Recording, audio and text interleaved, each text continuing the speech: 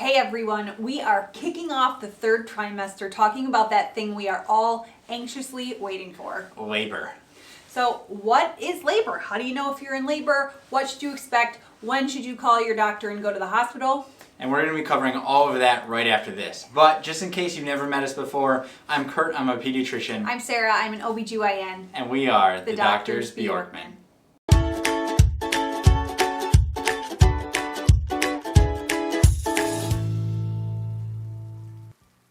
Welcome back everyone. As I said, I'm an OBGYN and I am also just starting the third trimester of pregnancy.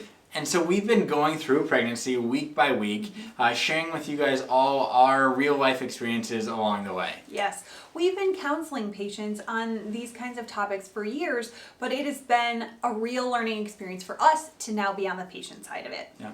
And as we're nearing this home stretch that is the third trimester, we were just sitting around a couple nights ago as we were getting our hospital bag ready and starting to think about the big day. I asked Sarah, gosh, what is it actually going to look like when you're in labor? Yeah, so you literally wait almost 40 weeks for this, and then you're like, is this a contraction? Am I in labor? Is this Braxton Hicks? What's going on? Do I call the doctor? Do I go to the hospital? So we're going to talk all about that right now. A lot of patients have this misconception that their due date is the day the baby is coming, but it's actually rarely the case. Yeah, only about 5% of women will actually give birth on that due date. Yeah, so when we look at birth certificate data in the United States, it shows us that almost 90% of women are going to give birth and have their baby sometime between 37 and 41 weeks. And only a handful go beyond 41 weeks. Yeah. And as it is, about 10% or 1 in 10 babies are actually born preterm or before that 37-week mark. If that ends up being the case for you, or you have more questions about preterm birth and preterm babies, we did a whole episode all about that a couple weeks ago, so go ahead and check that out. But basically your due date is kind of just a general idea of when the baby is going to show up. And so that gives you the question of, gosh, when are you actually in labor? Right. Let's first talk about what labor is and the different stages of labor. Yeah, so real labor is regular, painful contractions that leads to cervical change. Exactly. So remember, your uterus started out as this fist-sized muscular organ that over the course of 3 trimesters grew with that growing baby to be the size of a beach ball. And so what happens is your body is going to send signals through hormones and other signaling pathways that are going to start the involuntary contraction process of that uterus, which is then going to lead to cervical change through both dilation and effacement. Yes, so let's break down dilation and effacement.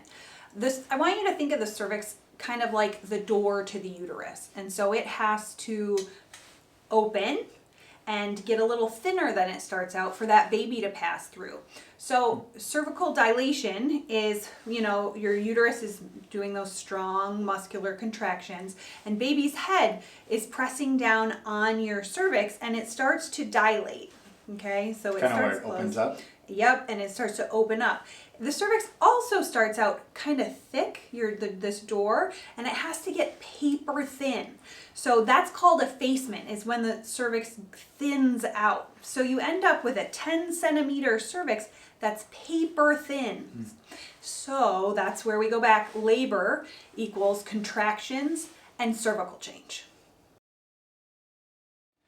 The whole labor process is divided into 3 stages that you might likely hear your OB provider talk about while you're going through the process. Right. So the first stage of labor is where you go from 0 centimeters closed cervix to 10 centimeters or completely dilated cervix. And that first stage of labor actually kind of gets broken down into 2. There is the early labor, or latent labor is what we call it, and that's where you're going from 0 centimeters to 5 centimeters. And this is kind of characterized by a slower cervical change, whereas when you hit 6 centimeters, we call that active labor, and we expect that cervix to be changing much more quickly, and things are really starting to move along there. Gotcha. And this is all where all of those involuntary contractions are happening. Correct. Gotcha. Okay, which then brings you to the second stage of labor, which is the active pushing phase, of actually getting the baby from inside the uterus to outside the uterus and into the world. Yes. And for a first-time mom with an epidural, this could take up to 4 hours. It doesn't always. And so just be ready that you may have a lot of work to do.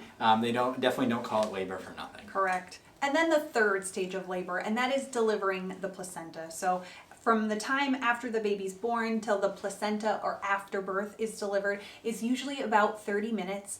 It doesn't have any bones, so it's much easier than delivering the baby. So the question you might have, and that I actually had this week, was how do you know when this process is actually getting started for real?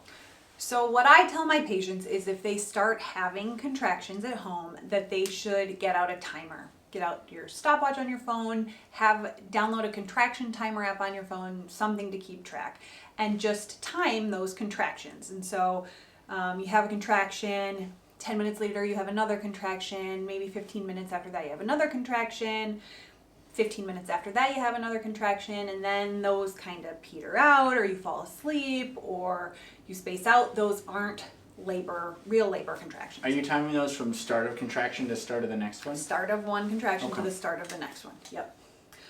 So again, if those kind of peter out, you fall asleep, not labor. Those are Braxton Hicks. Gotcha. So Braxton Hicks aren't real contractions then? No. Braxton Hicks are absolutely real contractions. It is your uterus contracting, but it's kind of practice contractions that aren't causing cervical change. Now, don't get me wrong. They can be very, very painful and uncomfortable, but they aren't doing anything to your cervix. They tend to be unpredictable, kind of more uncomfortable than painful. They aren't regularly timed. It's not like you're having contractions every 5 minutes. You'll have one, and then 10 minutes later you have another, and then 15. And so those are Braxton Hicks. They can totally fake women out, but not, that we call it false labor. Gotcha. And so every once in a while, I feel like you mentioned that your uterus is getting hard like a rock. Is that what a Braxton Hicks is? That's exactly what it is. You kind of feel your uterus contract. It becomes really hard, really firm. That's Braxton Hicks. So I would say I started noticing Braxton Hicks or just uterine contractions around 20 weeks, actually. And it just felt like my uterus was a rock. I'd feel my belly, or I'd have Kurt feel my belly, and I'd say, feel this, it's so hard, it feels like a rock. And that's all a contraction is, like a menstrual cramp. Your uterus just contracts and you feel it, and it's not really painful, it's kind of uncomfortable. And it just starts doing that till the end of pregnancy. And it's not until there are those regular painful contractions every 5 minutes or so that we're talking about labor. That's a Braxton Hicks. So these Braxton Hicks contractions that don't lead to real labor can be triggered by multiple different things. Things like exercise, activity, dehydration, a full bladder, or even sexual intercourse. Yep. And so if you are noticing contractions and you're kind of not sure which way it's going, I often tell my patients to kind of change up what you're doing. If you were exercising or being really active, then go sit down, take a warm bath, take a shower, drink a full glass of water. Or if you are kind of just relaxing and you're noticing it, get up, go for a walk and see, are these contractions getting stronger over time, or do they kind of peter out and go away? But if none of those things work for you and you're still having continuous, regular, painful contractions, you might be in real labor. So that brings us back to timing those contractions. So you're writing it down, they're every 7 minutes, they're every 7 minutes, now they're every 6 minutes. You're really feeling it, you're breathing through those contractions. You can't sleep through these, it's a little tough to walk around, you're squeezing your partner's hand. That is sounding like labor. So I usually advise my patients to call when they get to the 511 point. And that means that you are having contractions every 5 minutes. They last about a minute long, and that's been going on for an hour. And these are just getting more and more intense. So at that point, call your provider. Yeah. And the timing of when you should call your OB provider may vary a little bit based on how far away from the hospital you live and how many babies you've had before. So if you lived a far ways away, or if you've had multiple babies before, it may mean that you need a little bit extra time you need to mobilize to get to the hospital sooner. So it's a great thing to sit down and chat with your OB provider at one of your visits during the early third trimester to say, how soon do you want me to call you when I start having regular contractions? Exactly, and they're going to have an answer of what they are really comfortable with.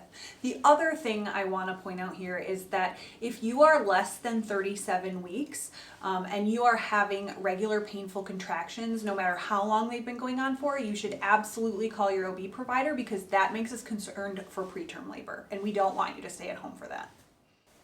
So as we were editing this video, we realized that we wanted to make sure we talked about a couple more reasons to call your OBGYN. So in addition to the 511 rule we talked about, which was you're having contractions every 5 minutes, they last about 1 minute, and it's been going on for at least an hour, other reasons to call your OB are going to be you're having regular contractions and you're less than 37 weeks.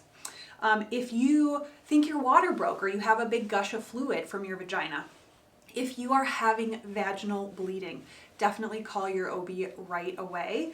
And then some other important things to call your OB for are if you have a headache, you develop a severe headache that doesn't get better with Tylenol, if you have vision changes, new changes in your vision, if you have some pain right here kind of on your right side of your abdomen that won't go away, or if you notice that you have this unexplained new onset shortness of breath, call your OB. And the final thing, always call your OB if you feel like your baby is not moving like normal for you. When the time comes that you do call your OB provider, they're likely going to want to walk through some of the symptoms that you've been going through over the past hour or so to see kind of what they think about what you've been feeling and if it sounds like true labor. And then with you guys will have that joint decision about, hey, is it time to come in, or do we want to wait another hour and check back in before calling you in? Exactly. And so either way, by the time you make that decision to come to the hospital or wherever you're going to go deliver baby at, one of the first steps is to check and see how often are the contractions coming and what's happening with baby's heart rate. And they'll often do this with some sort of external monitoring that they're able to measure these with. Exactly. And the other thing they're going to do when you get there and have been having these painful contractions is to check your cervix, because as we learned, labor equals painful regular contractions and cervical change. So we want a baseline when you get there of what your cervix is doing. And then usually, depending on how dilated your cervix is, they will say, hey, let's watch these contractions over the next hour or two and recheck your cervix to see if it's changed. If your cervix hasn't changed, they might say, hey, you know what, this is early labor, your cervix is changing really slowly. Why don't you go walk around for a while? Or if you live close to the hospital, maybe go home, take a hot shower or bath, bounce on your ball, and check back in a couple hours and see where your cervix is at. Now, your cervix may be 4 or 5 centimeters dilated, or you may change a centimeter or 2 over that time, and your OB is going to say, hey, it is time to get admitted. This is labor. Let's get this show on the road and have a baby. And they will talk to you about your different options for what you want to do for pain control and all these different things. But it's showtime. Yeah, and so with that, we can, of course, not predict when that day is going to come. Right. And so we've been doing lots to get ready for that. And we're going to be sharing that all with you guys in the upcoming week. So please make sure you're subscribed. Yes. We're going to be going through things like what's in Sarah's hospital bag, what we're doing with our nursery to get ready, as well as covering some educational topics about epidurals and pain control options for your delivery. You know, what should I expect if I end up needing a C-section, and all these different things so that you know what to expect when you get to that hospital in active labor ready to have that baby. Yeah, so we can't wait to see you guys next week. Make sure you're subscribed. Bye, guys. We're doctors. But not your doctors. Anything we've said in this video is for education or entertainment purposes only. It is not medical advice. Any specific medical questions you have should be directed to your provider.